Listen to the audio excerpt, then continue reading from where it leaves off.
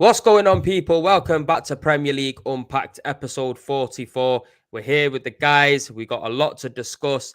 And first of all, there's some big breaking news. Patrick, Stellini has been sacked from Tottenham Hotspurs. What's going on? 6-1 Annihilation. It looks like Daniel Levy's moving some trees. Talk to me, bro. What's your thoughts on the Stellini situation right about now? Crazy, man. I mean, it had to be done, don't get me wrong. But what catastrophe. I'm trying to think. I can't even get the words out right now. It's crazy, honestly. I was on Last Word on Spurs last night. That show went absolutely mental. Those guys, Vicky Sachs, yeah, man. It's, you know what, my head's scrambled right now. I can't lie. Is this what Tottenham are doing to you, fam? We were 5-0 down after 21 minutes. I've never seen anything like it. We were 1-0 down after like 30 seconds, whatever it was, a minute and a half. 2-0 down after 3 minutes. 3-0 down after 5 minutes. I was just like, nah, this is a joke. It was just, yeah, I've never seen anything like it, man. I mean, 4-0, 5-0 down. I think they said this is the second quickest or worst scoreline to 5 goals in Premier League history. Only Watford versus Man City. Only Man City got to 5 goals quicker against Watford. Watford, by the way. So, yeah. I wasn't. If we take it back, I wasn't actually expecting anything from this result. After we got beaten by Bournemouth, dropped points at Southampton, dropped points versus Everton, 3 favourable games, I expected 9 points. I wrote off top 4. Obviously, you know, you want to still play for something and expect or hope to win, but realistically, going to St James's Park, as we all know, is a tough ground to go to. Newcastle are a really good team. They're in good form. I was worried about this game, but obviously I didn't expect that. No one expected that. And it just goes to show these guys are already on the beach. They've switched off. Goonally just cracking me up. But yeah, it's got the rich teas out, yo. Yeah, they the rich teas, fam. It's you know, it's bad, man. It's bad. If we actually break it down and take it step by step, Hugo Lloris is an absolute joke. He's a shambles. He's a shell of a goalkeeper. The guy should never, ever step foot on a pitch in the Tottenham jersey ever again. He faced 6 shots in the first half and he let in 5. Some of the goals were just absolutely woeful. He came off his line quickly for the Joe Linton one. Joe Linton sidestepped past him, scored. Even the first goal that second goal that Isaac scored, literally shot it straight at him. It went under his arm. He's done the same on quite a few different occasions this year where shots that he should save, he's not saving. He's not getting down low enough. His reflexes are nowhere near where they should be. His positioning and covering the sticks isn't good. And he's just crap. He's just not good enough at the top level anymore. I mean, to face 6 shots and let in 5 just goes to show. Even for the second Callum Murphy goal, he didn't move. The guy struck the ball and he just stood there, and then it went into the corner of the goal. Yeah, the guy's he's done. He's done. And I said it when Can I give you some more good news? Yeah, go on. Poch is back to be the Chelsea manager. That's breaking. Yeah. Is it breaking? Have they actually come out and said it now? Yeah? Nah, that's a kick in the dick. That I'm telling you, no, that's an absolute kick in the dick.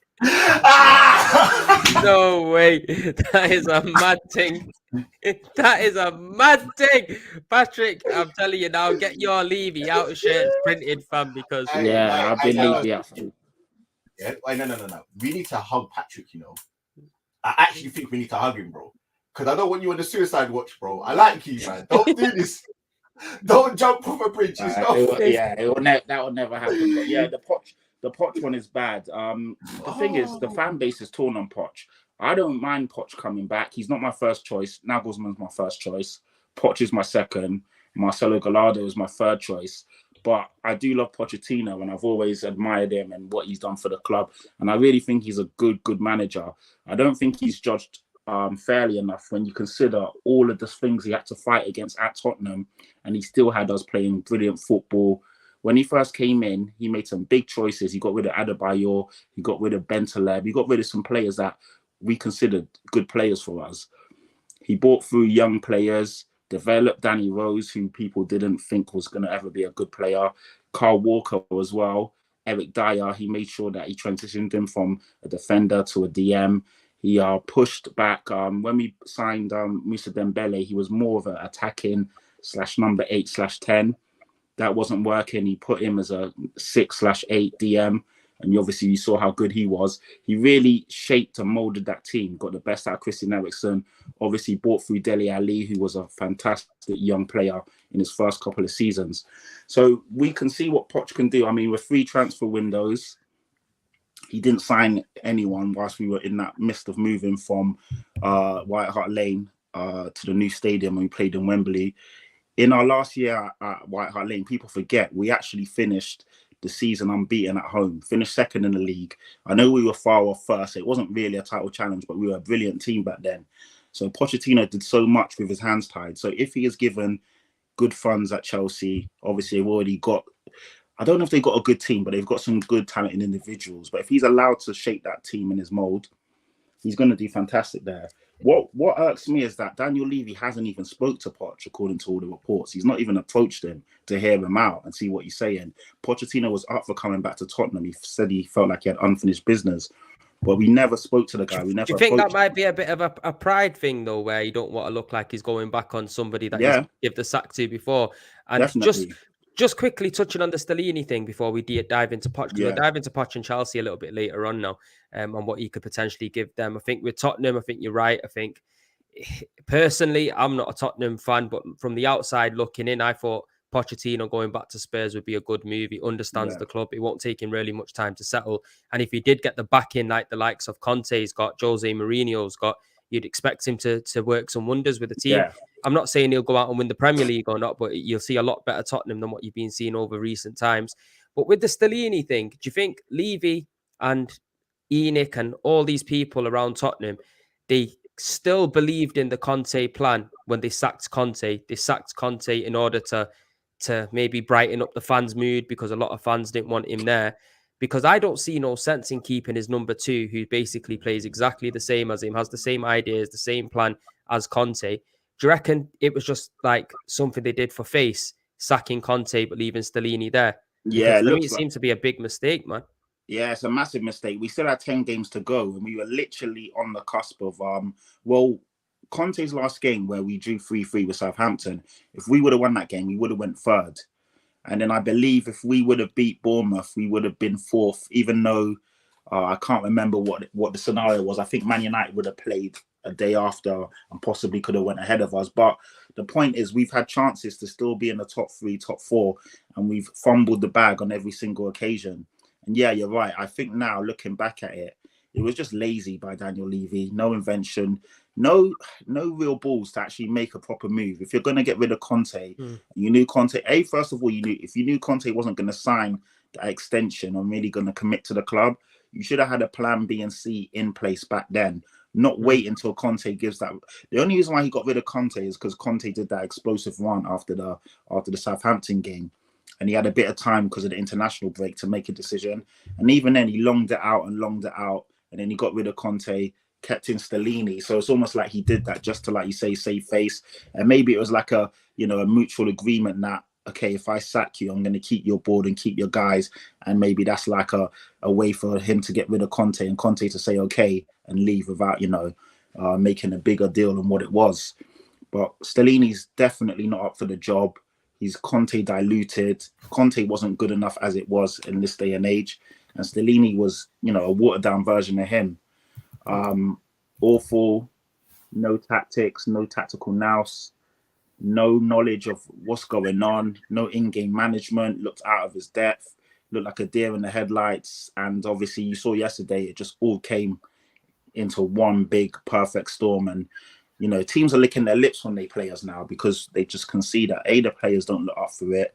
B, there's no fight or desire in these players. C, we don't know what we're doing. We went to a back 4 for the first time in about a year and a half. We were all calling for a back 4, but you don't do it against a good team away from home when you know there's something on the line. Why didn't you do that against Bournemouth or Southampton? A team with all due respect, every team in the Premier League is good enough to beat you if you don't turn up. But you don't do it away from home against one of the best teams in the league right now.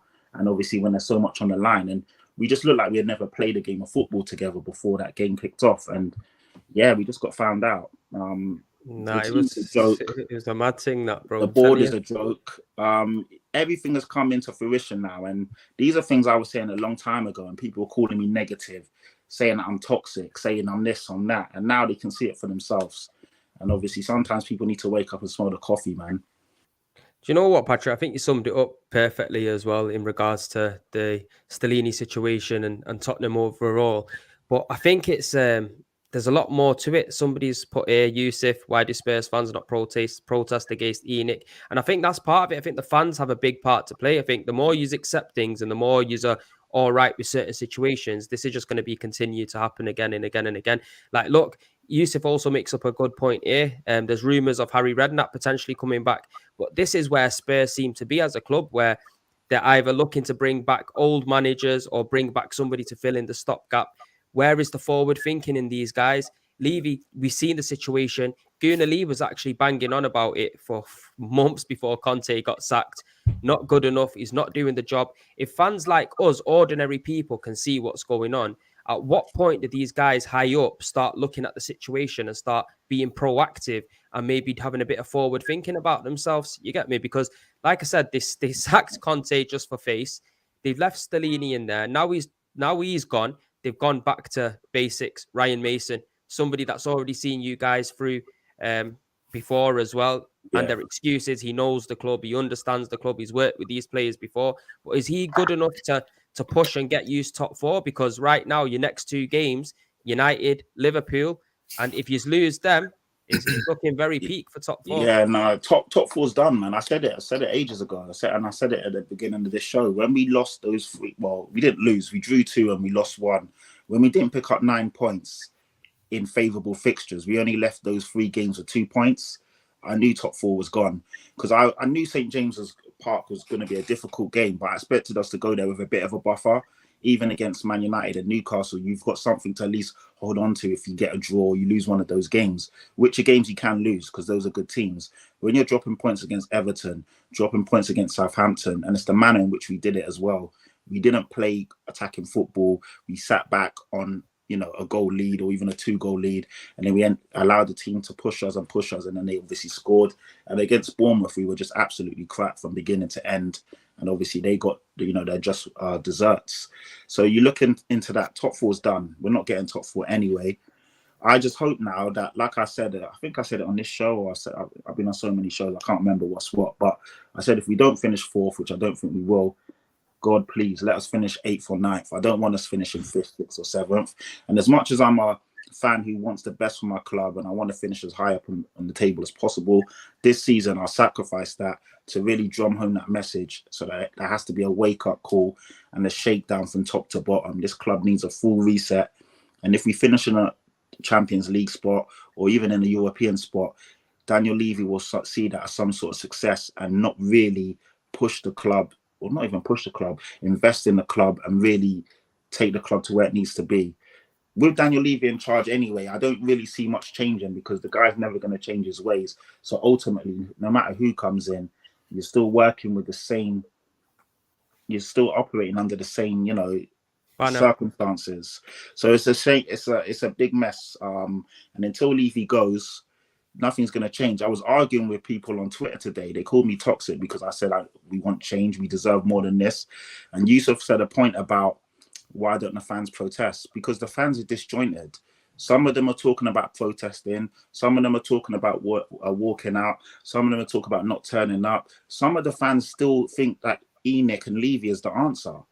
I speak to fans and they tell me that, where would we be without Daniel Levy? We're now considered a big club. We've now got a fantastic stadium. We've now got the best training facilities. All of these things will come. I'm like, are you fucking crazy? Like maybe sometimes you gotta be happy for what you got. So the reason why the fans won't protest is because there's still fans that think that what is going on is okay. They think it's just a bump in the road and that we're not that far away from the promised land. Some fans are so deluded. They think that what's going on is, and I don't know what it's going to take for them to actually wake up, but it's crazy. I mean, I've seen this from the get-go. If you're not challenging for titles and you're not consistently pushing the club and progressing, you're going backwards. And we, under Poch, were a club that were decent. We played good football.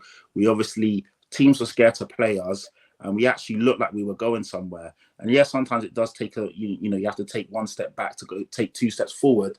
But the appointments of these managers, where you get in a Conte and a Jose Mourinho, win now managers, you don't give them the tools to win now. You consistently give them, they ask for player X and you give them player Y. They ask for this budget, you don't give it to them. He asked for, I don't know, The Verge or whoever, and you say, no, you got to work with Eric Dyer and this person and that person. After a while, managers get fed up of it.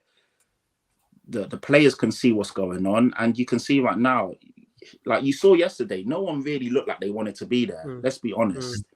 But that's something that Hugo Lloris said as well. He said they looked like they didn't have no will or no fight about them. And that's from a captain who made all them kind of mistakes. And it's because from the top down, you can see that there's no direction, there's no leadership, there's no ownership, there's no accountability. Like Romero, again, I still will say Romero's a top defender, but right now the guy knows that he can do what he wants. He can be caught on the halfway line. He could be caught 3-4 up the pitch, out of position, because no one's going to tell him, get back on line, do your job, play properly. Because there's no other defenders that are near his quality, and B, the manager doesn't know what he's doing, so he can't talk to him. So people are just having a day off. They're just turning up when they want to turn up. Even at the end of the game, I see players laughing and swapping shirts with other players. You got hammered 6-1 in a game which was meant to be tight, 4th versus 5th. You're meant to actually have some pride and play for something. And yeah, it's a joke right now, man. And until Daniel Levy actually makes some big changes, nothing will change. Nah, fuck all of that. I don't want to be seeing men swapping shirts and all that. Exactly. Roms, go on. We'll let you come in. Welcome to the show before we bring in Gooner Lee and get his thoughts. You get me? Because he's been sitting there with a crystal ball for the last couple of months talking about Tottenham. You know what, my first thing I was going to say, though, is if you had been speaking for 3 more minutes, Patrick, you would have got to 5-0, my guy. Minutes, my guy. And I know you're upset, but anyway, listen, go on. No, I was gonna say, you know, when you just said there, Patrick, how some fans are calling you toxic and some fans want Enoch in and that. Your problems are similar to ours, as in FSG and Enoch. What they've done off the field of infrastructure, it's been amazing. Training facilities, stadium, it has. But difference is, both of our owners, they don't care. They don't remember we're actually a football club, and there needs to be success on the pitch. The reason why FSG have a bit more time than Enoch is because we've won things. It's kind of papered over the track. But with Spurs, where you haven't, that's where fans have this outrage. But the ones that want them to stay need to realize you're not a Westfield. You're not some outlet. You're Tottenham. You're a football club. You need success on the pitch. So when you were mentioning the Enoch thing, I get annoyed with some of my fans out, but look what FSG have done to us. We've had our most successful period. Like, if you're under 30, like myself, I've had my most successful period under this ownership. But you have to look at what's happening now, and like Prem said, the future and the direction. So I don't understand fans that would dare to back them. But in terms of Spurs, I think the whole Stellini stuff and the outrage is a bit unfair. He's never coached. He's always been a number 2. Like, he was making do with what he had. And I personally thought, and I think we spoke on it last week, he kind of just should have left when Conte did. He was kind of just the collateral to Conte. But now I've only seen this news break literally when one of you put it in the chat. But who's in line to come in or whatnot? Ryan Mason has taken over. So you know Ryan Mason, obviously, Tottenham guy. He was Conte's. He was Jose Mourinho's number 2.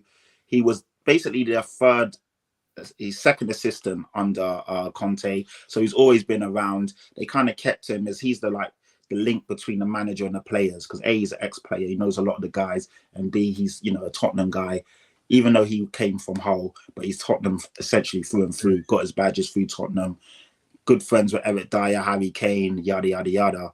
So he's now in charge for the last 6 games, I think it is. He's a youngster anyway. I think he's only like 32 or 33. He's managed 7 times. He's managed Spurs 7 times. I think he's won 4 games, lost 3. So again, he's a rookie. He's way out of his depth, but he's better than Stellini.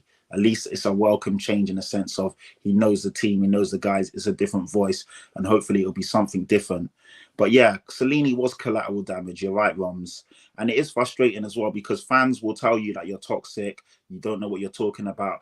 But exactly what you said, and I say it all the time, we're a football club first. When I got involved with following Tottenham, I wasn't following Tesco's, I wasn't following Waitrose or Debenhams. I don't care about, the business side to it. Of course, I want my club to do well. I don't want my club to be in the red. I don't want my club to go under. But you care about football results. We're a football club first. Right. And the stadium, the go-karting, Beyonce, Tyson Fury, the Skywalk, all of these things are nice to have if the football is going well. But if the football's not going well and there's no progression on the pitch, I don't give a fuck about all of that. I'm sorry. And when I say this to guys, they're like, oh, but without Levy, wouldn't have a nice stadium. I'm in that stadium every other week. I don't care. I would have rather stayed at the...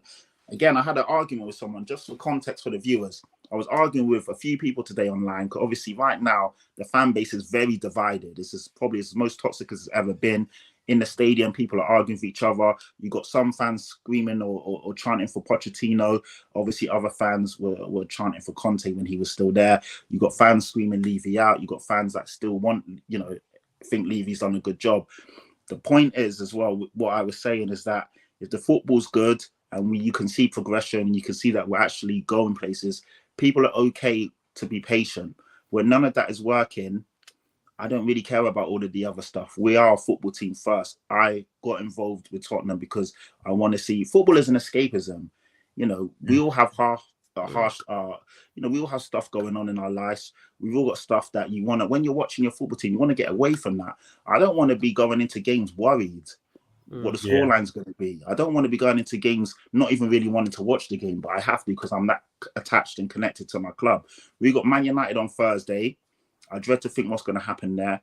Man United, I don't think they're a great team, but they're a good team in moments. They've got good players. They've got a good manager. They have a structure. So they could easily put 3 or 4 past us. But my real worry is Liverpool right now because they've started to click. Obviously, Liverpool have a good attacking unit. All of their guys are fit now, and they're scoring a lot of goals. And people aren't really talking about it, but Liverpool are now a good team again. That's the one I fear. Going to Anfield on Sunday, that could be a cricket score, like literally. And just pardon me, just to add on to that, like away form, it's been abysmal. I know we just recently beat Leeds, but if you look at the course of the season, not being good. But and I knew our home record was good, but I thought there were more draws in there. We've literally only lost 1, and I think we've drawn 3 times at home this season. Man. But the rest have all been wins. So I do feel. At home, you're a very good team. And Salah, even though people have been getting onto Salah, the guy always scores goals. Do you know what I mean? In his worst season, his stats are still there. And this is why I get the Goonies don't appreciate him too much as a player. But even if he's having a bad season, he still puts up for us. I think if he hits 20 this year, he's only gone 1 season without getting 20 plus, which when he deep it is crazy. He's our 5th highest top goal scorer now in the club's history. He's tied with Robbie Keane now, right? He just ran over Robbie Fowler. Robbie Fowler, And he'll definitely bag 20. He does that in his sleep. Even in a bad season, he scores 20 plus. Nunes is still. I think Nunes is a good player. I know some people get onto him about his technique and he's a agent of chaos and all this crap, but he's a good player. 1-on-1, if he's running at you, he's gonna cause you trouble. And then obviously you've got all the other guys. Jota seems to be back in some sort of form. You've got good attacking players, man. Gakpo is always good for a goal or 2 every other game.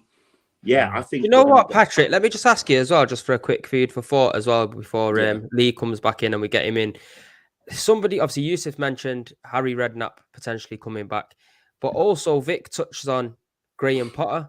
Would that be an option? Maybe bring in Graham Potter in for the end of the season and seeing how he gets on, and if he can try to make you a bit more attacking and get you over the line.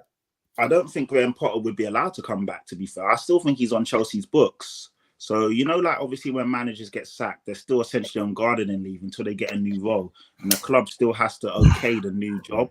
So I don't think Chelsea would allow Graham Potter to come to Tottenham. So I don't think that one will happen. Harry Redknapp was never an option. Harry Redknapp is a fan's option. Like myself, when I was on Last Word on Spurs yesterday, I mentioned it. And then a few people said that's a good idea. The reason why I said Harry Redknapp is because A, he's out of a job. B, you could get him in straight away. C, he knows the Premier League. He knows the players. He knows Tottenham. And even though he's obviously a bit older than a lot of the managers, he's still sharp enough to be better than Stellini, and in my opinion, better than Ryan Mason, because he's got experience. So he was just a short stop gap or plug until the end of the season. And then obviously in the end of the season, you then get a proper manager in. So that's where the Harry Redknapp stuff came from, Yusuf. He's not linked to the club at all. It's just who fans think it's a good shout right now because there's only 6 games left. The way things are going on, Big Sam's a good shot. I'll tell you that. Yeah, I mean, Big Sam would have done better than Stellini. All jokes aside, of course, the football wouldn't have been what we like to see, but at least he would have made us more solid at the back. We wouldn't be shipping 6 goals in a game in 5 minutes. Do you know what I mean? 20 minutes. So yeah, man, it's, you know, all of these problems are all Daniel Levy's fault, and I don't care what fans will say about how Daniel Levy's been good for the club and this and that. Yes, off the pitch he has been, but on the football pitch he's made bad decision after bad decision, bad signing after bad signing, and obviously we are where we are right now. You're right. Say no more. Guna, thank you very much for waiting. I know it's been a little while since you've stepped in and said your piece. You've been holding it out. I know you saved the best till last, I suppose. Listen, man. Yesterday I saw it would have been 5-0, bro. It literally would have been 5-0, and they would have been on their almost on their 6th goal at this moment, 26 minutes in, isn't it, to the game. So listen, man, I'll be honest with you. We can talk about ENIC, and look, I think ultimately, look, ENIC. Listen, ENIC, they're rotten fish, and you know, fish it rots from the head down, in it. So we know ENIC are an issue. We know that Concrete used to be an issue. We know that bloody FSG are some sort of issue for Liverpool. So that's clear. But there's 2 parts to it. This is now what, like this, like the 7th manager that a lot of these players have got rid of.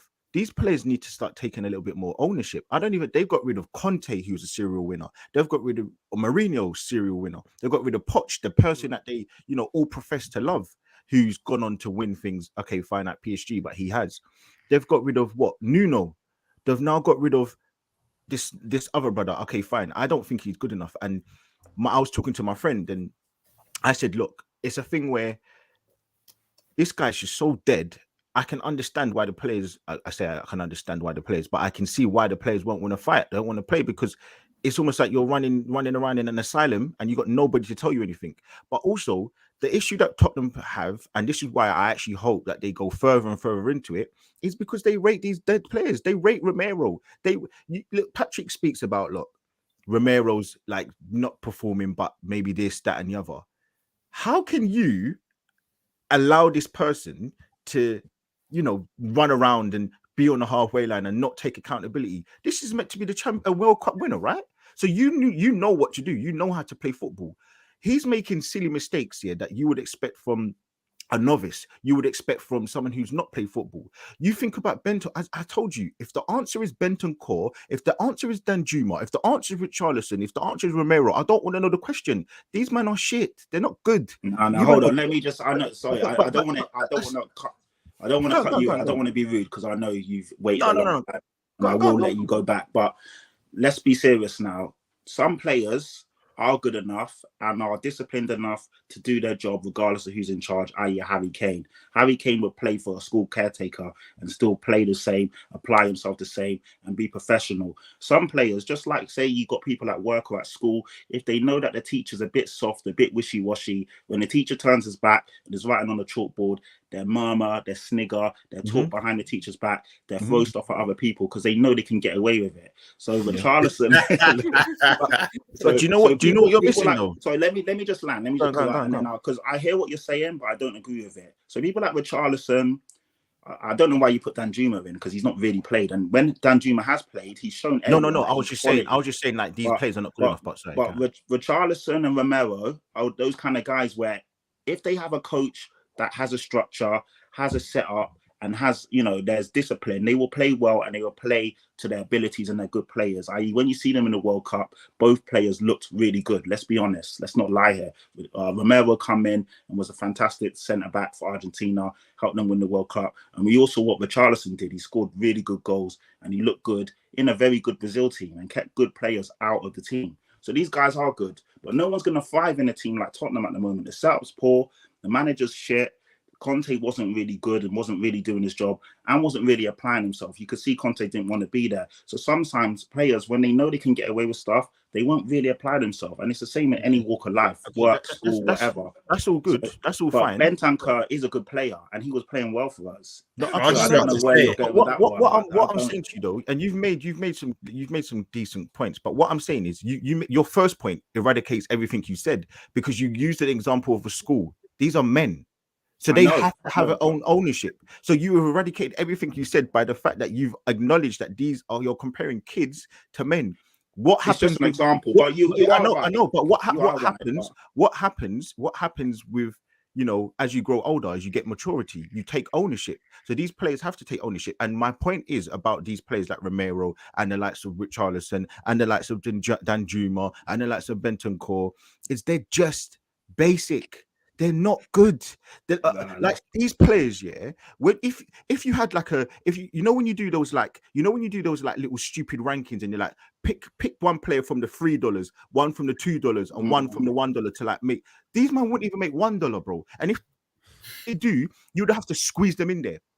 They're not good enough. Richarlison, I don't believe, has scored more than 10 goals in a Premier League season. Okay, granted, he was at Watford and Everton, but when you're the leading man, you need to be doing more than that for me. And he was playing game in and game out. Romero, you said he played well in the World Cup.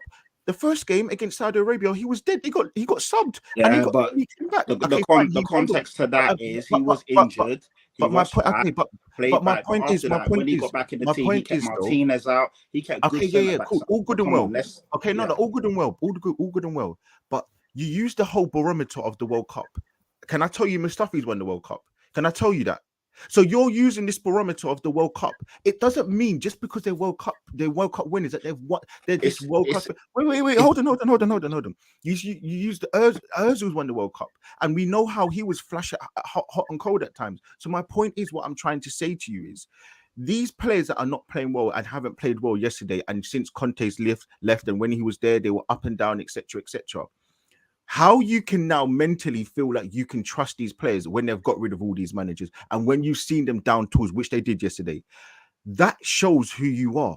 If we had, for example, Saka, or if we had Martinelli, or if we had someone like, I don't even know, Saliba, who we didn't have a manager and they down tools, that would be understandable because firstly, they're young, and secondly, well, I mean, it wouldn't be understandable. But my point is that you can't use the whole thing about, because we haven't got a manager that they don't fight, they don't do these things. When they've shown you who you are, that's a problem. When Richarlison's swapping shirts, that's a problem. So when you when you put these players on a pedestal to act like that's a basis of like growing a team, these man, this is what I'm trying to explain to you, Patrick. They're shit. These man, I wouldn't take none of those players in Arsenal. I'll probably put them on a squad thing. I wouldn't take Romero at all for nothing. I wouldn't take Danjuma for nothing. These men that you're rating, Bentancur is decent. He's just a decent player, but he looks good in your team. No. But he looks good in your team, but he's basic, Patrick. And this is my point. Liverpool right now need a midfielder. Do you think if he was on the market right now for free, they'll take him? No, because he's basic, bro. You're chatting shit. Wait. You're chatting shit. Sorry. Let me just quickly. I agree with you. Hold on. A lot of them players you mentioned. You're waffling a lot. Bentancur is a decent player. He's not shit. But what I'm trying to say to you is, yeah, currently, even though you're in 5th position, I believe, I would say that you're probably like a top 6, top 7 club with your squad, what you are. You're the kind of team where we're like, you look at the Southamptons. I look at Lavia. He looks better than Bentancur. I look at Bella Kotchap. He looks better than Romero. Do you see my point? So, like, I'm trying to say to you, these men are decent players. Do you see my point? These men are deep. Can you see what I'm trying to say? I don't see your point. I don't see your point. But for me, look, either way, look, that's the overarching point. You man rate. This is why I think you're going to be even more of a bigger problem, because you rate players who are basic and you rep players that are basic. Who rates players that are basic? What I'm trying to say to you, no, that's besides the point. That's besides the point. The point is that the point. No, I'm hearing you, but I'm saying that's what I think about your players. I don't worry about anyone. Harry, you don't need to worry about them. You don't need to rate them, but you have to also be a bit not impartial, but just be a bit measured with what you're saying. No, but because, I am being because what I am doing. like, what I am doing is I'm looking at what your players have done. I'm looking at their skill level, and what you're doing. You're not looking at it from an impartial, but you're using the World Cup, which was no, I'm not. I'm just giving you. I'm giving you an example of something that just happened. You can't look. Listen, these guys are good players. They were good players before they came to Tottenham. Who said they're good? What do you mean? Who said? Romero won Italian Player of the Year. Okay, wait, hold on. Can I one up you? No, let me just finish because I'm giving you. Let's get one at a time. Let's get one at a time. To your point, Kolasinac won defender of the year. Come on, man. Yeah. Kolasinac won. Wait, hold on. Kolasinac won Player of the Year in Germany. So what does that mean? What does it mean? What are you basing it on? What do you mean? Okay, Romero won Italian Player of the Year. Okay, Romero got into the Argentinian team, which is a talented squad. He was in the Copa America team of the season. He obviously, yes, he played badly in the first game because he was rushed back, injury, Saudi Arabia. When he got back into that team, he didn't get displaced. He was in that team. It was part of the reason why they won the World Cup. What I will say is that as well, sometimes people like you love to write players off too early. It's been a bad season for Tottenham. No one's really performed in that team.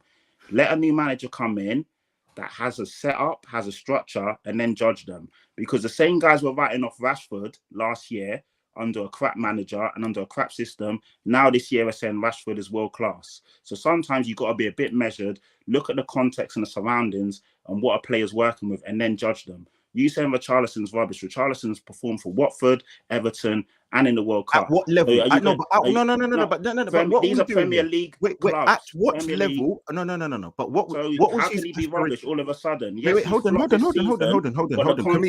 we get context? In the Spurs team, no one's really played well. Son has had a poor season. Is he a crap player, or has he had a poor season?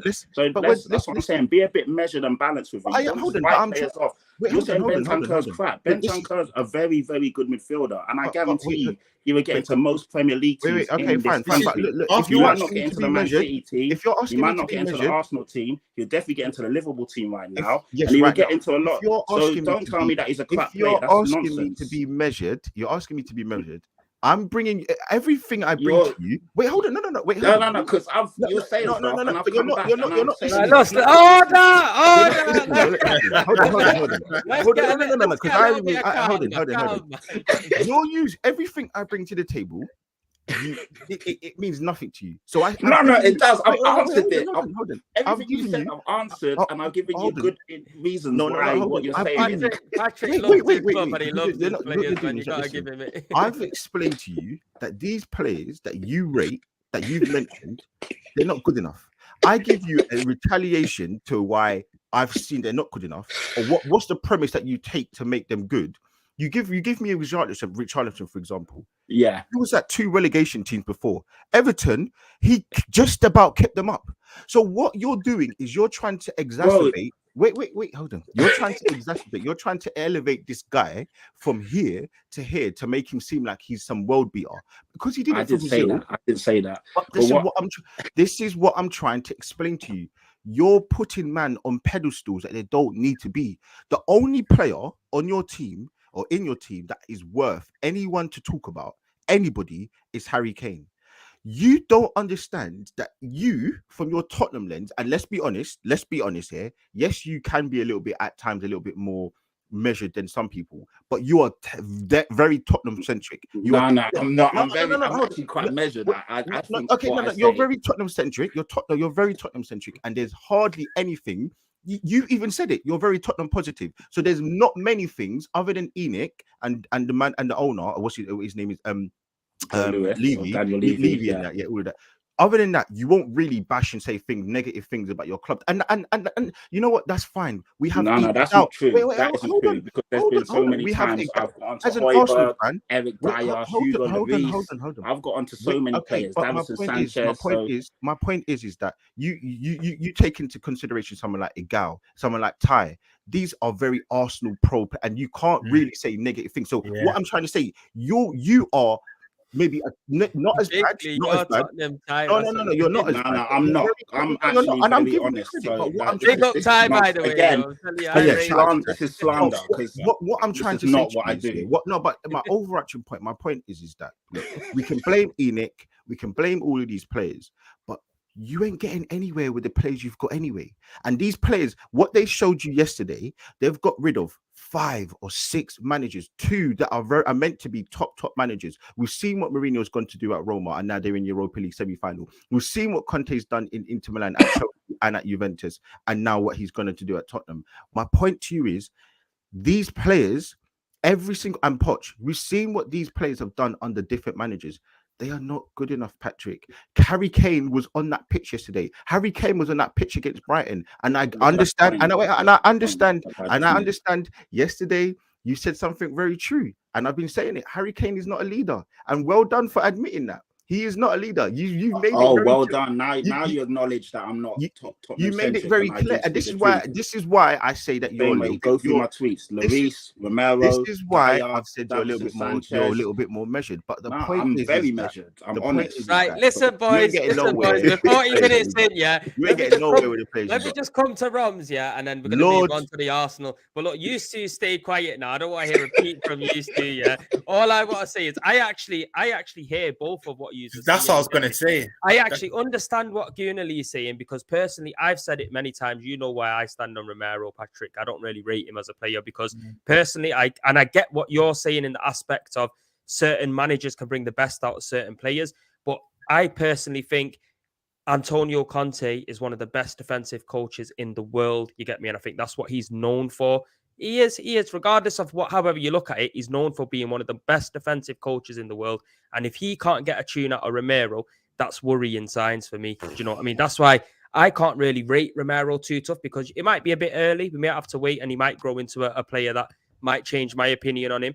I do think you do have some decent players in the team. In, for example, Kulusevski, Kane. We've seen Son can do it before. Who hasn't scored or done nothing in 16 games? But in we've 16 seen games. Listen, I told you. I told you to be quick. No, listen.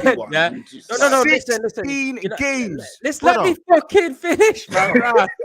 What I'm saying is, there's a few players in that team that are decent. Like Bentancur, I think is a decent midfielder. You get me? I don't think he's a dead midfielder. However, I do believe what Gunali is saying is sometimes you need to come to realization of when to let go of players and move on from players. For example, Kane, everyone was having heart attack when at the start of the season, people were talking about him potentially moving to United or a different club. If there was talks of Son going, people will hold on to him. And I get it and understand it, because for many years at Arsenal, we were very much the same as well when it comes to players like Robin Van Persie and Alexis Sanchez and so on and so on. You get me? We were really hard in letting go of these kind of players. Do you know what I'm saying? So I hear the argument for both sides. You get me? I think Gunali's looking at a perspective of trying to develop and got no love for the club anyway, so he'll just say what he wants to say. And with you, you've got that love for the club, and obviously you try to look at it a little bit different in the aspects of wanting and hoping that some of these players can potentially become world-class players like Richarlison, that I personally don't think is, or Romero as well. You get me? But Roms, what's your take on this whole situation? I was gonna say, right, where I agree with Gunity is there's as a collective squad. I think there's a lot of players that shouldn't be at Spurs. Your Dyers, your Davis, your Lucas Moura, your Davison Sanchez. There's a lot of players that shouldn't be there. But where I think even calling Bentancur, I'm a big fan of Bentancur. I think me and you have spoken about this before, Patrick, right? I think it's disingenuous to say he's even just decent, because Patty will agree. The minute he got injured, Tottenham's form started to take a downward spiral. And the reason why I'm now not going to do up recency bias, because even when he was linked to a move away from Juve, I wanted him at Liverpool. He's very technically sound on the ball. He can collect it off the back four, and he transfers it to attackers. I think he is actually a top midfielder. But when you are surrounded by Dross, it's going to naturally bring you down. And then there's an argument I've had with people that, if he was that good, why did he lose Juve? Why did he leave Juve? And this is my rebuttal to that. Juve then got in from Pirlo. They then got in Allegri. Allegri had a system of play where it didn't favour Bentancur. That's why I wanted him out. It's not because he's a bad player. They just had a different manager, and they want to change the way they played. Because he's got 150 odd appearances for Juve. He was a stalemate on. Can I ask you something? So do you rate Xhaka then? Because you've seen the effect that he's got in our team. Can you? You know, can I'm you, happy. can Unity, sorry to cut you. I'm you've happy you seen the mentioned him. trust. You've seen the dross that we've had for the last 7-6 years that he's been around. You've seen that he's been played out of position. So can you now say that Xhaka? So it's either Xhaka's good or he's not. Unity, let me actually land, because I didn't know any of you lot 3 years ago. But I have said, if my brother was here, I'll get him on camera to back me. I have said Xhaka is not a bad footballer. Even when you lot were finishing 8th, even when he was chucking stuff at the fans, even when he was putting middle fingers up, I've said this guy is a baldy. He just needs a manager. Comes in, because you see, he's displayed it for Switzerland.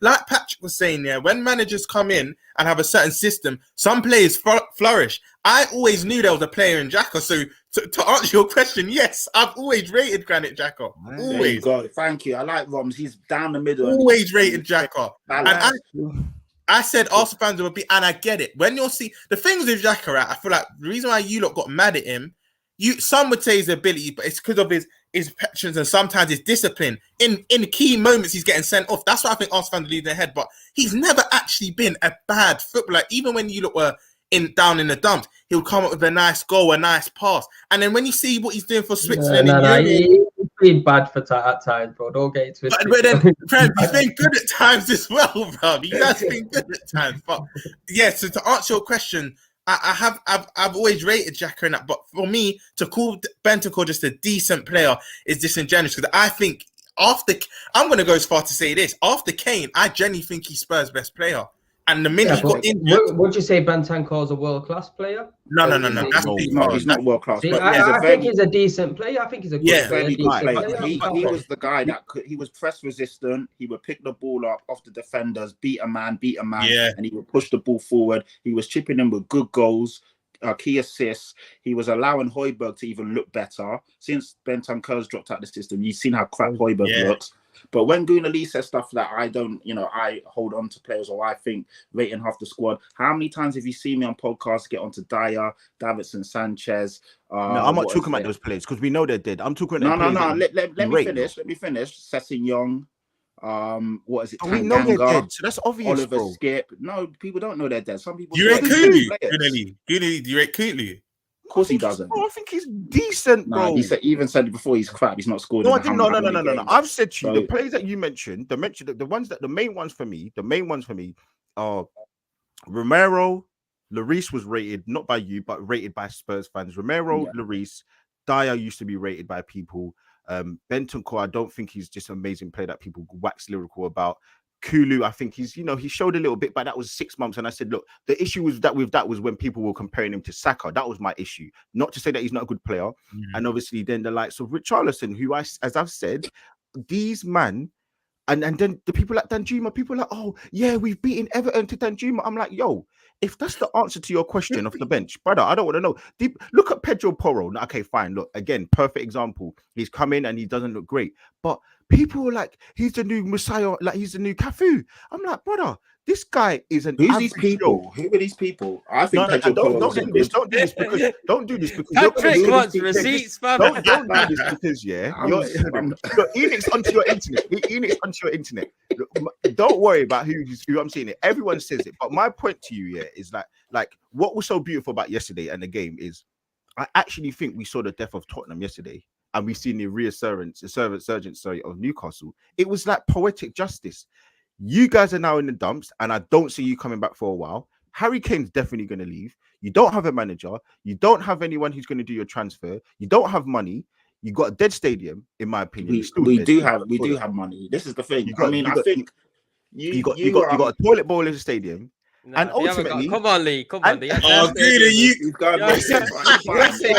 have his moment. Let him have his moment. It's all right. Let him have his moment. Listen, man, it's beautiful to see because Tottenham are now. I'm telling you, you ain't coming back.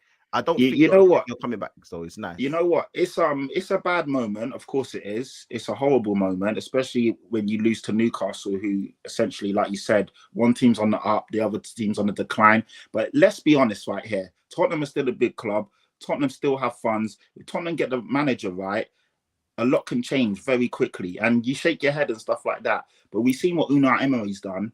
with the same Aston Villa team. He's not even had a transfer window. A good manager can definitely get a tune out of players and change things around. You've seen that at Brighton, what De Zerbi's done. Essentially, he had the same team, lost some key players actually, and he's still become better.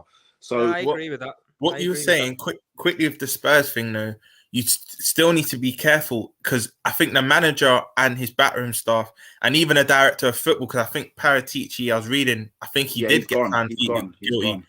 I think it's key because remember your last big sale, I think your last one where you got about 80+ million for Gareth Bale. The way you distributed that, it was half were dross and half were good. I know you had, I think Pauline in there was decent, went to Barca. You had Lamela didn't do too bad. I feel like I'm forget. Oh, you had Dembele. You bought good players, but then some of them you never heard about again. I feel this time, I think Kane's going to leave in the summer, and you're going to get good money for him. I feel like whether Tottenham are back or not is if you distribute that around the squad evenly and well enough. That's because if you're not careful, you can go back to like Martin Thompson sponsor days with Mido and that. If you're not careful, yeah.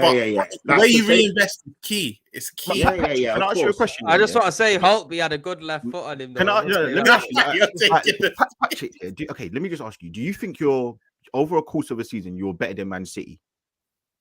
Obviously not. Do you think you're over the course of a season, like right now, if you had a better manager? I'm saying a better manager. I mean, do you think you'll be better than Arsenal? No. Do you think you'll be better than Chelsea? If Chelsea had a good manager and you had a good manager, do you think you'll be better than Chelsea? Yeah, I don't see why not. Okay, fine. So that's one. Do you think you'll be better than Liverpool with a better manager?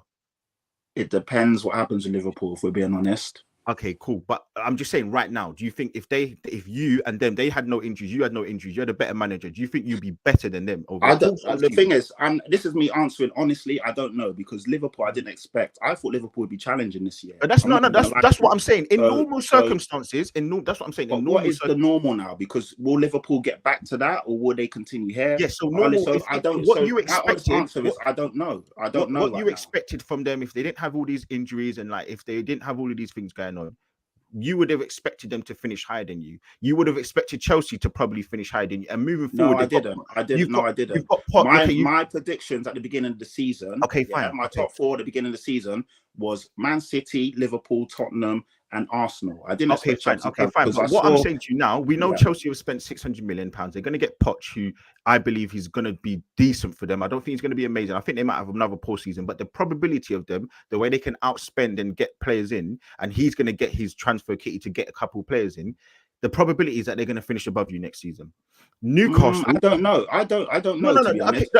You don't know.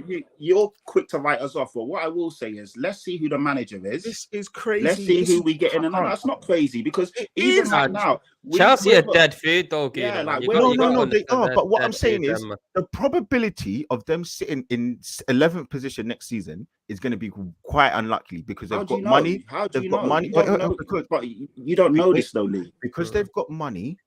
But Patrick, you man are dead. Okay, all right. Bro, you know what?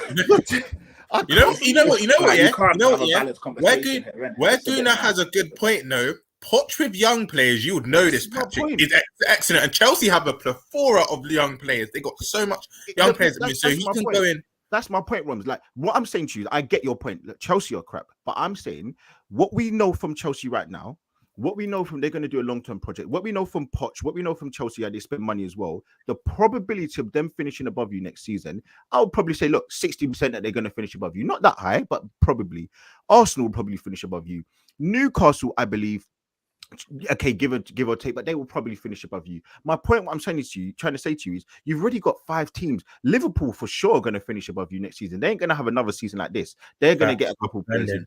100%. So what I'm trying to say to you is, it's not about and this is where, like, again, not delusion, but like this is where like you overrate your team, your player. We don't know who you're getting. We don't know who you're getting in. We don't know who you're getting in. But what I'm saying to you is, it's like when you say things like I don't know against Liverpool, I'm like, this is where you lose people because you can have a good point, but then you say things like you have no. I've lost you because you're just in cooking. You're just crazy, bro. But the reality is, in football, things change every single season. Would you say that Brighton would have been where they are right now? Would you said Aston Villa would have got Unai Emery in January and gone on like a 10-game unbeaten stretch and are now challenging for the top 6? No, you don't know. That's my point. In football, you can't call it. Whether you said last year that Arsenal would be title contenders and challenging for the league, you may have because you're a deluded fan. But No, Valentine's I didn't. wouldn't have put Arsenal right there. No, So I that's didn't. what I'm I'll tell you saying. that much for free, mate. I did not. Exactly. There you go. So my 100%. point is that when you ask me about Chelsea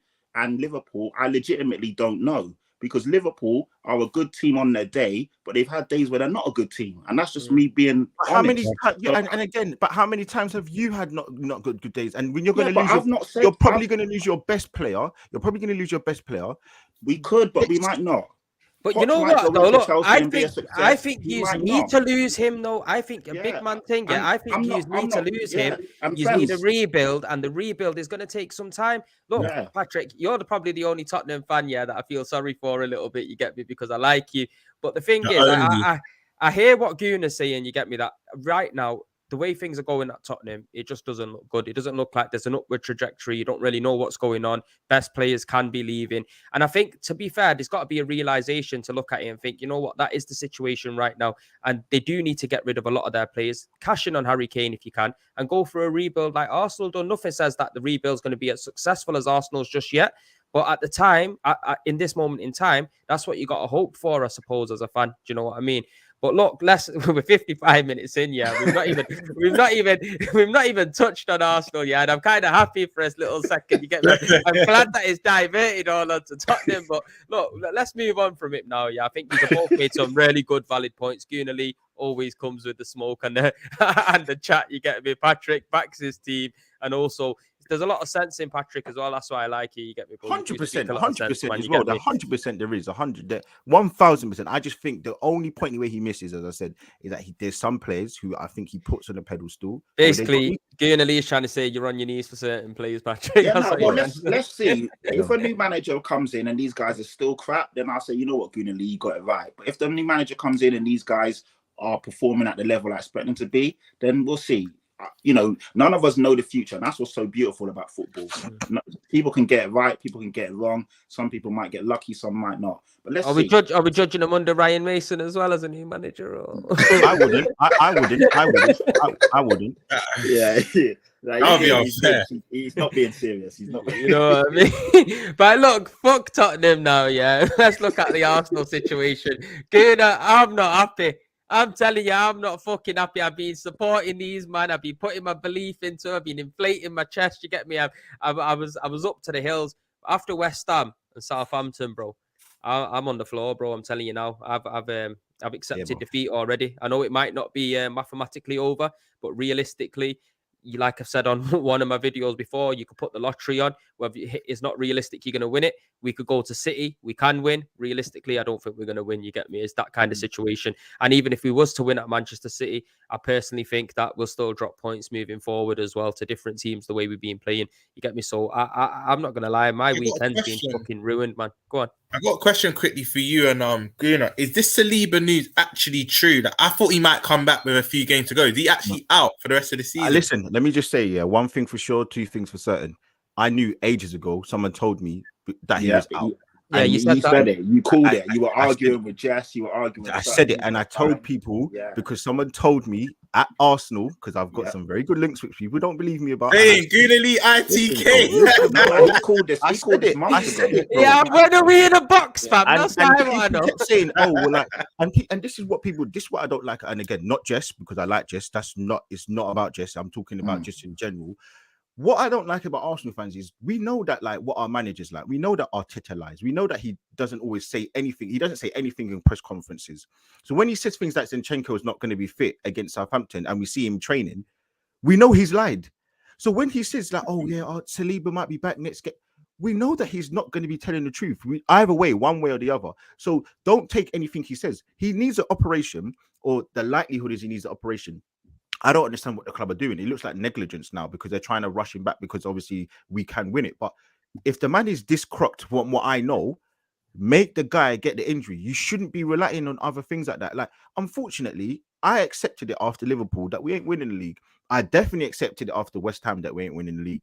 And Southampton, bro, I didn't even bother doing a preview. I was like, what's the point? I know league's done now. I'm not bothered. I'll do my post-match and that's it. Keep it moving. I'm not defeated, and I want everybody to understand. I love this team. I'm very happy with what this team has done this season. But when we're talking about the league, of course we bottled it. When we're talking about the league, of course we've Thank you. let ourselves down. It's not the season, but the league, we have fluffed our lines. And the most important reason why I know we're not going to win it is because our arses fell out. Arteta's arse fell out against Liverpool. Why the fuck did you bring on Kivior? Excuse my French. And why did you go 5 at the back when you've never done that all season for like 20 minutes? At West Ham, you took off Jesus. My guy, listen, Arteta, you are a genius. But why would you take off Jesus? Why would you not bring on Nketiah into the 89th minute? That don't make sense. Why would you take Partey off? I know he didn't have the best game, and we spoke about it last week, I believe. I know he didn't have the best game, but bro, Jorginho, that sub didn't make sense. You then come to the other day, you pay Fabio Vieira when you could have put Jorginho in the 6 or in the 8, whatever. Like, things are just not. And what it is we all know, every single one of us in different walks of life, whether it's relationships, whether it's work, whether it's football, whether it's sports, you've all gone through pressure. When you go through pressure, bro, the other day when if you argue with your partner, you might say to her something stupid that you don't mean, but it's just the anger or the annoyance. He's making substitutes, or he's making decisions because that pressure's there for him, and he's bottled it now, and his arses fell out, and he's going to learn from it. Because one thing about Arteta, we know he learns from his mistakes, he learns from his substitutes. But what happened, and this is my only gripe against like my guys at AFTV, I did a show with them about squeaky bum time, and I said the last 10 games, it's the business end of the season, it's squeaky bum time. And in this moment of the last 10 games, we have faltered in every single position other than Crystal Palace, and I believe Leeds was the one before that. We've bottled it. That's it. And that's it. I'm so happy because these are not you two at all, because you two never had it, but the Arsenal families in general, you're getting things out, because Holding's coming in the team, we've now lost this. And I'm like, 1 minute, Holding doesn't make Ramsdale play that ball to the Southampton player. Holding doesn't make Trent Zinchenko and playing the ball to equal that. Not everything's on Holding. Yes, you have to tinker a bit. Yes, the system changed a bit, but you can't. It's just an easy way to scapegoat. My thing is, and what I try to tell Arsenal fans is, I've been in the title race with this juggernaut 3 out of the last 5 seasons. And when I was saying to us fans, look, I'm not saying you can't win it. Of course you can. At the time, you're at the top. You were flying. You were smashing teams left, right, and centre. But the pressure is different. And us fans will say to me, yeah, but we keep answering these questions. Whenever we get a question, we keep answering. I said, a question in November is different to a question in April. You need to understand. It's true, though. It's true. And where you need to understand is, I'm not using this as an excuse, but you've got young players that have never been through this. This is their first title race. They're not going to know how to build this. Let me tell you one reason why. Yeah, well, let me tell you one reason why I know the difference between experience and someone who's a novice. The goal that Jorginho scored against Aston Villa from like outside the box, right? If that was Lukonga, he would have passed it on. If that was Stellini, he would have passed it on. But what experience gives you, what someone who's a man, and big up Yusuf, the last 10 games, what separates men from boys, is Lukonga would have passed. Yusuf knows. But Yusuf, Liverpool fan, innit? He's a Liverpool fan, yeah. Yeah, so he'll tell you the last 10 games. Jorginho, the reason why he took the shot is, yes, okay, fine, it was the last minute, but he's confident and he knows that he's got that in him. He knows that no one's gonna, because he's a made man in the Premier League, he's a made footballer. Whereas with Saka, if the other day, and what killed me, bro, even like I love Partey, the last minute against Southampton, we're moving the ball, we're passing the ball, and he blasts the ball. Yeah. Bro, I swear to God, I was gonna say, listen, if I wanted to say what I said, bro, I'm telling you. Because you know what, one thing I didn't agree with as well. See, Gabriel Jesus at the end, yeah. I watched his post-match interview, and this is something I didn't agree with.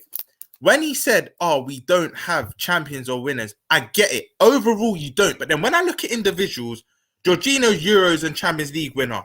Jesus himself, 4-time Premier League winner. Zinchenko, 4 times Premier League winner. Partey, La Liga winner. You do have individuals that can galvanize. And when Zinchenko's doing the huddles and that, me personally, outside looking in, I respected that, because it's like, you know what? As one of the seniors, he's trying to galvanize the players. But for him to say we've got no champions, maybe it might have been his English was a bit bad in that. But from what I got from that, I was like, that's kind of an easy scapegoat. You do have winners in that. You got about 5-6 winners who have won. And you know what Prem, you said is so true. What's going on right now with Arsenal is we clearly can't handle the pressure. We can't. Yeah. And I think it wouldn't surprise me. It would not surprise me if we go tomorrow and then beat Man City. Why? Because Man City are expected to win. Man City are the favourites. That But fucking then what's gonna surprised me, I happen? tell you that much. Then That what's gonna surprised happen? me still. No, it genuinely wouldn't. But then what will happen is the pressure comes back onto Arsenal. And how many more games do we have? We've got, I believe, we would have 5 games. I believe we'd have left, and the pressure is on us. I don't trust us to go and beat Brighton. We lost against them last season. I don't trust us to go and beat Nottingham Forest away. They're a relegation team. I don't trust us to beat Newcastle. I don't even trust us to beat Chelsea now. They've got Poch, who I'm not saying that Chelsea have good players, but it's a London derby, and yeah, they pull the socks up on the day, man. 100%. So that's my thing. Like now, I'm happy to say, look, this team have done fantastically well. Arteta has brought the club back. He's brought the soul back, and I believe the thing I like about Arteta and I can rate is. What I like is the fact that he improves. You can see, Conte last season, he did what he had to do to get Spurs into top 4, but he didn't really improve. He didn't, as a person in this league, as a manager for Tottenham, maybe it's because he didn't want to be there, whatever. He didn't improve. He was actually getting worse, in my opinion. My thing that I don't like about Klopp is I feel like he stays the same. He's very, very stubborn with something. He's not improving in some certain aspects. In others, he is getting better. My thing I like about Arteta, he does improve in a lot of stuff. So hopefully next season we can learn from this. But what is more spooky is we're going to be in Champions League. So what? I don't know. But last thing, the one example, literally to justify what you're saying, is one thing I don't get from Real fans when they're like Arsenal won't challenge again. They will, because one thing it does do, it reminds me of our 17 to 18 season when we got spanked to Madrid and Salah came off with and Bale scoring overhead kicks and that. We had a young team at that point, but what they did is that fueled them on to then go again the next season. We win it the next season. Sometimes this goes for life in general, and I think all 4 of us will agree with this. In life, your failures make you. You can't win all the time. You have to learn from your failures. So when some Real fans, they might just do it to wind us fans up. But when they're saying they're not going to go again next season, that's bullshit. Because for me, the only other team that go into that title race, and it makes me sick to say it, but I think United do join you. I think it goes from a 2-horse to a 3-horse. I think Spurs, Liverpool, Chelsea, Newcastle aren't there yet, but Spurs, Liverpool, Chelsea, Newcastle, we've all got work to do. But I think United then join you. But fans saying Arsenal won't be there again next, because I think City do win it now, but fans that saying Arsenal won't be there next season, their players are going to learn from the Sakas, your Martinelli, the Odegaard. The young players are going to take a world of good from this and use it to fuel them for next season. I mean, I hate Arsenal with a passion, but you've never heard me say, if you don't win it this year, you're done. Like, I don't understand fans that say that. It's bullshit. They're not being honest. I mean, maybe they're not. Maybe some fans, they don't obviously have the vision like you guys have. Hence why we're the guys talking football and on different shows, because we understand football a bit better. Some people are short-sighted. They only see this moment. And that's what I say about even Greenerly. I'm not saying this isn't a dig at you, but people saying, Tottenham can never come back. Sounded like a joke. Sounded like a joke. You don't even need to explain. Like, we know what it is, man. Arsenal will be there or there. But unless something crazy happens, they're going to be around for a minute. Do you know what I mean? As long as they keep tinkering and getting it right, add a few adjustments, don't rest on your laurels, keep going. Possibly, you lot might say I'm crazy, possibly upgrade on Partey. For me, these last couple of games, he hasn't been the guy that you lot claimed him to be. Possibly upgrade on, obviously, I think you still need another central defender in case of Gabriel Saliba gets injured. Then I think you guys are good to go. Because Champions League, you got to play a good squad in both competitions. Yeah. So you still need a couple. Let me give you my breakdown on it, because look, football's about opinions, and if we all had the same opinion, it'd be a very boring space. Yeah. Now the thing is with me, I'm very real with what I say and how I say it, and the way I am, bro. I don't give a fuck about anyone. I don't care what anybody thinks. I'm not scared of a soul, so I just say what's on my mind. You get me? And that's how I've always been in life. And the way I see it, up until the West Ham game, there was a lot of pride to take in our performances this season. There was a lot of pride to take in the victories that we have overcome. For example, beating the likes of Spurs, adding up to Test, beating Liverpool at home. Just like Rom said, people were talking about Test, because we have overcome Test for a majority part of the season. You get me? So up until that point, I've had the belief, I've had the confidence, because there's no reason not to. You get me? There's no reason. We haven't seen anything then. Even the Liverpool game, I know a lot of people would look at it one way or another, 2 points dropped, 1 point gained. Even then, I was trying to stay positive and think, you know what? For me, at the end of the season, this could be a point gained, because we all know football. We've been in the game for a long time. We know what Anfield is like as a football ground. We've seen teams like United and every other big team go there and lose this season. Manchester City themselves. I understand we're 2-0 up, but sometimes in football, 2-0 could be a very dangerous scoreline as well. You know what I mean? And I'm smart enough to understand that. To walk away with a point, fair enough, point gained. But from the West Ham game onwards, for the last 2 games, that's when I've seen the old Arsenal start to kick in. You get me? I hear what Roms is saying about the Saliba situation and Rob Holding. It's not an excuse. For me, it's not an excuse, but it does have an impact because when you take out one of potentially the main reasons why our defense has been so solid this season, it's definitely going to have an impact because the likes of Thomas Partey can't venture more forward and be a bit more free because he has to think a bit more defensive minded, knowing that the cover at the back isn't so great. You get me? I don't even think Rob Holding had such a bad game at Southampton. I just think defensively, collectively, we were shit. Everybody was shit. You get me? I don't think Rob Holding stuck out and did anything really wrong. I think Gabriel made a worse mistake by letting Theo Walcott run in behind him. And I think this is where the problem is. I think without Saliba in the back line and that chemistry him and Gabriel have connected this season and made, is starting to have an impact, not only on the rest of the defense, but especially Gabriel as well. And he's starting to make mistakes that we started to see at the start of the season. Then he eradicated him out of his game. Him and Saliba built up a solid partnership. And now you're starting to see that again. Arteta, for me, wrong substitutions, wrong starting lineups. You get me? And I think that's down purely to his inexperience. I think if we don't win the league this year, it's a failure. And the reason it's a failure is because everyone was happy and we as a club opted out of going out of all these competitions. Believe me, we opted out because if you really want to win these competitions and stay in it to the latter stages, you start your strongest lineup and you start bringing on the weaker players towards the back end of the game and start resting them. No, we did it opposite. To me, that's saying you're throwing the cup competitions out the window. You get me? If you're going to do that and you're going to focus on the league and you don't win it, it's a failure. On the whole grand scheme of things, the trajectory of Arsenal Football Club is in a positive place because, like we all just said here, maybe Gunali did expect us to challenge this season. I didn't see it. I didn't see us challenging. I thought we'd be in a top 4 fight. I think we would have pipped top used for top 4 and we would have got Champions League football. But I did not see us challenging Man City, a juggernaut of English football over the last 10 years and run them right to the end. You get me? So it is very disappointing. And the reason now I'm just sitting back and not trying to kill myself with hope because I know Arsenal.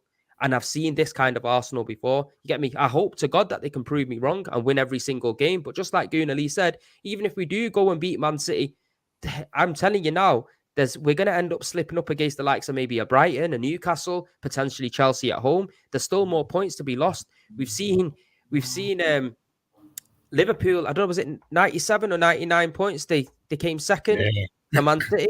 You get me? In order to win this league, you have to be perfect. And unfortunately for us, when the vital time has come, we have not been perfect enough. You get me? I think even just down to the last game, Gunali touched on it. Fabio Vieira, he's not ready for the Premier League. You get me? No way. Why not play Jorginho in there? Or even if you don't want to play Jorginho in there, put in Emil Smith-Rowe in there. He can play that position. Give him the opportunity to come in because he's a lot stronger than Fabio Vieira. He understands the league better than Fabio Vieira. He's got more experience than Fabio Vieira in the league. Put him in that game. He'll have something that he'll want to fight for to show the players and the fans, I'm at home. I'm here. Don't forget about me. Just like Reece Nelson, when he's had his opportunity, he's come on and he's flourished pretty much every single time because he's trying to show everybody that I'm here. He's got a point to prove.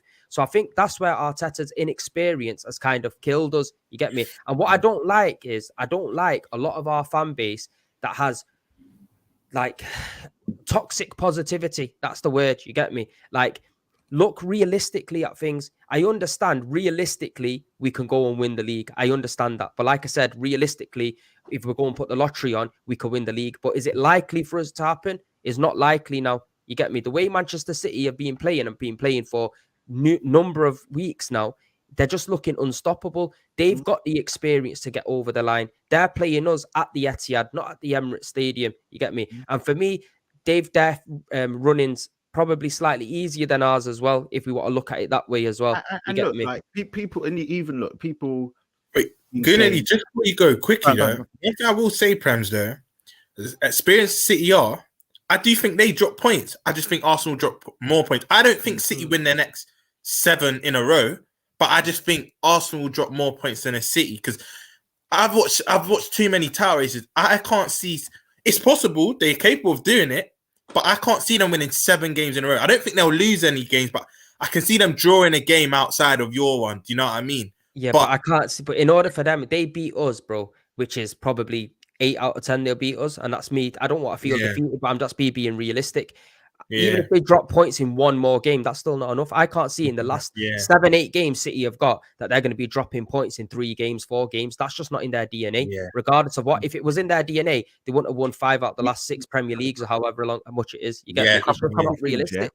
You think about it, right? And this is if you actually go through Man City's recent history, the first season they won the Premier League, what happened? Because every crunch moment that Man City have had, they've come out on top. You never lost the title race, bro. They never lost the title race. Like, you think about the first time against QPR, they dig it out somehow. You think about the crunch games against Man City, against Man United to win the title, they've dug it out somehow. The crunch games against Liverpool, you know, every single time we had 3 games left, Gunali, 3 games left with Suarez, and like it's just they always, you know, find a way, and they're gonna find another way. So fair play to them. But look, people are gonna think, oh, like I can't say this and I can't say that, bro. I do content with AFTV every single week. I'm gonna be at them for the watch along with Man City, but I don't agree with half of this stuff, bro. Even Robbie, I love Robbie 2 bits, bro. That guy's, bro, like what he's done helped me. But even he's one of the people who, you know, this week he's moving the needle, and he's a bit like, well, we have to go to Man City to win, and you know, like, well, we can do it. But why didn't we do? We could have done it against West Ham. We could have done it against Liverpool. We could have done it against Southampton. You have to be, and it's that sort of that false hope, and it's that fake toxic kind of positivity that you sort of profess. I don't necessarily think that we're going to win the league, but it's almost like keep spreading things that I don't think are going to be right. But listen, man, Anyway, I love the guys over there. I fuck with every single one of them. I can chat to them about anything. But even Robbie was like, it's a blessing in disguise. What blessing? It's almost since then. Ever since then, we've been, you know, struggling, bro. So yeah, man. Like as I said, like people, you know, messaging me and saying, oh, like, why don't you call that AFTV? I would never call them out, bro. Those are my peoples through and through, bro. The same way Premji knows all the people I know there. Like we know what it is, bro. Like, so we don't have to say all that stuff, but I can still be objective to say, like, I don't agree with some of their stuff, but I'll never disrespect them, bro. I'll never be rude. But this is it, Guna. Look, everybody has their own opinion. This is what I'm trying to say. Everyone is not the same as me, same as you, same as every troop, same as anyone else. You get me? If you look at my fan cam, probably me, Troops, and Yardman probably had a very different fan cam to how probably the rest of the people that are there. Maybe they're just a bit more optimistic than what we are. You get me?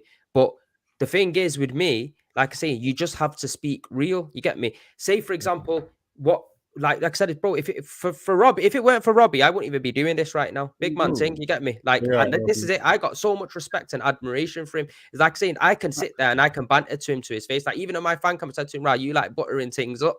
You get me? I don't know if you've watched it or not. You get me? But it's like I can have that banter with him because I know him personally. But at the same time, I don't think he's wrong in having his own opinion. If he truly believes that we can beat Man City and we could go on to win the league, then credit to him because he's got more enthusiasm than me. You know what I mean? But it's just the fans that I see that are in denial that I think, you know what? Yeah, that there's no, we're going to do this, we're going to do that. This is what's definitely going to happen. You get me? Because there's so many Arsenal fans out there like that. You get me? Like, or they're getting on top of man for feeling or thinking my opinion. You get me? Don't get onto man for my opinion. You get me? Because you see me in real life. Yeah, you ain't speaking that kind of. It's simple. Like, that happens a lot. On you know it is. No, it is as well. Big up my brother Lives. I know obviously you two know him, but part 8 of TV as well. But even when I speak to Lives off camera and we're chatting in DMs and whatnot, he's probably a bit different to you two. He's more of an optimist, you know what I mean? But I try and tell him sometimes just look at things realistically. And even him of all people, you two know how positive that guy is. Even recently, he's conceded the fact, you know what, it most likely isn't our year. Obviously, mad things happen in football, but it still most likely isn't our year. But there's nothing wrong with just looking at things from a more realistic point of view. And like you said, Prems, though, in this life, you can't knock anyone for having an opinion. It's their opinion. It's what they think. You can't tell them how to think. You're different people at the end of the day. Yeah, there you go, bro. You're on mute. You're on mute, Prems. You're on mute, Prem. You can disagree with everyone's opinion if you want. It's like, bro, since the moment I joined AFTV, bro, 90% of the man there didn't really agree with my opinion anyway. You get me? But it doesn't stop me from having that respect and friendship and stuff with people. Like, we're all here. Look, we just seen Gooner Lee and Patrick be going at it for the first 25, 30 minutes. You get me? They clearly don't agree on each other's opinions, but off stream, you're friends, innit? You get me? Yeah, exactly. And I respect his opinions because, like, he's saying stuff that I think it's a bit wild, but I can see where he's coming from. He's not saying something that is like what? Like, you know, like he's on cloud nine. I don't agree with some of it, but I get where he's coming from. So, you know, as long as there's that understanding, then yeah, I mean, you know, I've got Spurs fans now. I'm becoming quite a well-known Spurs podcaster. I've got people saying, why don't you do this on your platform? Why don't you do that? Why don't you use your platform? Like, fuck off. If you want to do that, you do that. But don't tell me how to operate and how to say and what to say. I get the same, because, Patrick. Yeah, it's nonsense. Do you know what I mean? Like, so, you know, we will get that, unfortunately. As you become well known, people want to tell you what to say, how to act, how to feel, what to do. And I'm like, I understand it's cool that some people see that I represent Spurs and they like what I do, but you shouldn't be telling me how to protest or what to say here, or when I speak to Ricky to say this, when I speak to Lee to do this, and when I, you know, that's not right. You know, yeah. Big up Prems as well, because you made a point. Imagine if we all agree. Imagine if this stream went like this. Prem says something, we all agree. You say something, we all agree. Nothing to talk about. Really, exactly. It'll be boring if everyone had the same opinion. I can tell you for free. I don't care if no one agrees with Man City winning the league, so I don't give a shit, bro. Yeah. It is what it is, bro. But I still love this team, bro, and I'm happy. And I think next season we can, hopefully, it spurs us on, bro. Like, at the end of the day, it's not. I don't think it's a terrible. I think it's been the best season that Arsenal have had in ages because 100%. We've been in a title race almost near to the end, and we're still in a title race. Even if we lose, we're still in a title race. We're still top. Yeah, they've got 2 games in hand, so I can't really complain. But it's just if you're talking about the title, it's we bottled that 100. And I said, and I gave the analogy. It's almost like I've got a Christmas present from somebody, and I then say, do you know what? No, I don't want it. I return it. And I give them the money back, but instead of me giving them the money back, I give them £100 on top. Like, we've literally been given the title. I don't think Man City have been great this season. I think that they handed us, a really good start. The maddest thing is, though, Guna, they're a point off from where they were last season. That's how mad it is. I know, but I think when you look at it, we've had opportunities to extend the lead. That's what you actually need to look at it. The Evertons, when they weren't playing well, because in January, bro, I'll be honest with you, when the day the Cancelo news came out that he was going to Bayern Munich, I said, yeah, league's done, because not only were they losing a left back, but they were losing somebody who was instrumental. And I thought they're coming in their system. I was like, look, there's beef in the camp, all of these other things. I'm like, look, we won the league. I've literally was like, yeah, we won the league. And then when we got to the Everton game, okay, cool, like, it happened. I wasn't even mad.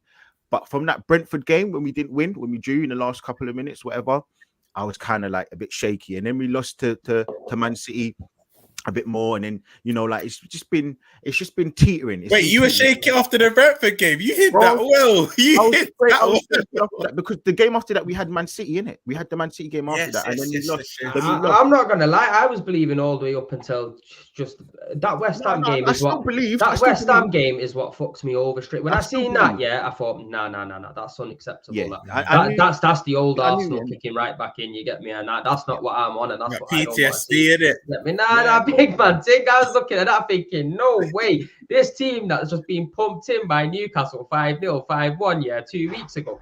This ain't no fucking Anfield over here. You get me? This is fucking forever blowing bubbles. That should be the case. You get me? These men are lucky and loving life in fucking the Conference League. That's not where we need to be at, bro. But look, man, it's been a mad thing. But boys, it's been an hour and 23 minutes. I do have to shoot off. I got bare shit to do. I do apologize for the viewers and stuff as well. But guys, it's been absolutely emotional. Get me? When it talks about Arsenal, I really, my heart's hurting. I feel like punching all the doors in. I'll be honest with you, because I'm invested in my team and I love my team. I want the best for my team, but you just got to speak it as it is, innit? You get me? It's going to be fucking, well, it's not even going to be, it already is fucking gutting right about now, because the realization is kicking in that it's not happening. You get me? Where I was already looking to book my hotel, and you get me? I had 1 foot in London on the Wolves day. You get me? I was even thinking about paying them crazy prices for a ticket. Listen, You get me? Hey, someone offered me the craziest money. Yo, I was, 20 you know what? bags, 20 bags still going for, offered bro. me a Man, ticket, thing. yeah, for the last game of the season for $600. I was like, a grand. Should I? Nah, you know better than me, bro. I was getting. I was like, quoted that's 20p. how bad it was. I was like, should I, bro, just to like see it, bro? And it's all gone, bro. It's all gone. I would have got in one way or another. I'm not arsed or broken about you. You get me, fam? I'm telling you, that's the thing. Man's built different. You get me? I know how to get it if I need to get it. You're final settings, bro. Man's busting out the cages and that. Yeah, now, all we need is you to just shoulder barge a few doors and we're in, fam. What you talking about, big Guinness? But boys, I need to go gym now. Yeah. But boys, honestly, it's been a really good chat. I'm telling you, the time's just flown like that. Please, people, smash a like on this video, subscribe if you're new. Go in the description below as well. All the Mandem's links there as well. DSG's and City's own as well. They're not here with us today, but show all the Mandem love. Patrick, he's going to start uploading content as soon as Tottenham get a manager. Rom's channel's down there, you get me, and Guna Lee as well. If you want to see Guna Lee and his crystal ball, you get me. Go and subscribe to his channel, you get me, people. But look, peace and love, and we'll see you next week. 100p.